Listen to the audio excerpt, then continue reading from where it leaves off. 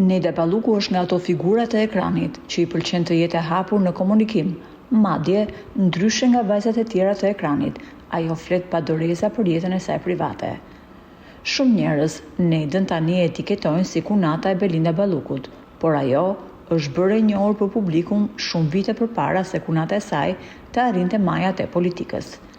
Neda ka një buzëqeshje të stampuar në fytyrë, por ajo ka dhe një histori që pakush e di, dhe ajo tashmë ka vendosur për ta ndarë me të gjithë ne. Neda është shprehur se ajo është rritur në Kavaj, në një familje që i ka dhuruar shumë dashuri. Baba i saj ka qenë i divorcuar dhe nga martesa e parë ka patur 2 vajza. Më pas është njohur me mamin e Nedës dhe kanë vendosur të krijojë një familje të re. Kur Neda ka lindur, ka patur 2 motra të mëdha, njërën 10 vjeç dhe tjetrën 8 vjeç, por ajo thotë se motrat e kanë dashur shumë dhe i kanë dhuruar dashuri pa mas.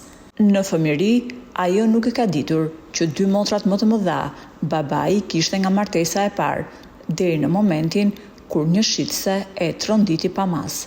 Neda u shpreh se shkoi për të bler diçka te dyqani i lagjes dhe shitësja i tha se 2 motrat e saj më të mëdha i kishte motra nga babai. Unë deri në atë moment nuk e dija se ne si familje ishim shumë të lumtur dhe nuk ishim diferencime, madje mua motra e madhe më ka rritur me shumë dashuri, më ka mësuar të shkruaj të lexoj dhe kur ajo iku në Itali te mamaja e saj, unë në për libra shkruaja. Përse ike, përse më le, e vuaja shumë mungesën e motrës së madhe.